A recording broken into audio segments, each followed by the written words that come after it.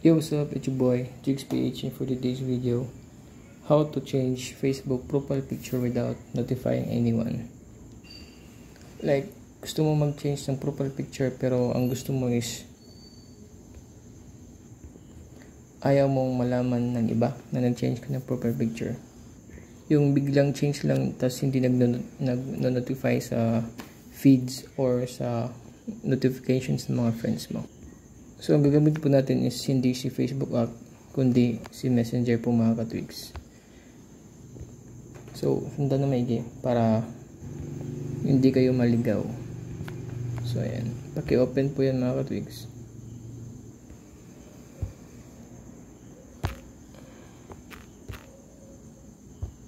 Ayan. Open si Messenger. And then, pagkatapos mga katwigs, punta kayo dyan. Ayan, and then pagkatapos po, ayan kayo. Ayan. And then pagkatapos po, ito po mga tweaks. And then pagkatapos mga tweaks is either ito yung pipiliin nyo or choose from library. Sa akin po, choose from library.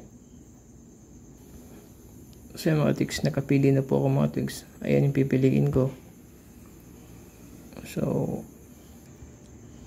nga pala mga tweaks, bago tayo mag-change ng profile picture, ito po yung profile picture ko, and then i-change po natin. Balik po tayo sa Messenger.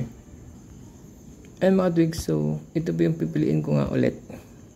So ayan, pindutin nyo, then pwede kayong mag-resize, pwede nyo po i-resize siya. Ayan. Yan, sa gusto niyo mga tweaks. And then pagkatapos, pag okay na, pwede na itong i-done. Ayan. And then, andito po siya mga tweaks, oh, nakalagay. Your Facebook profile picture will also be updated. This update will not be shared in feed.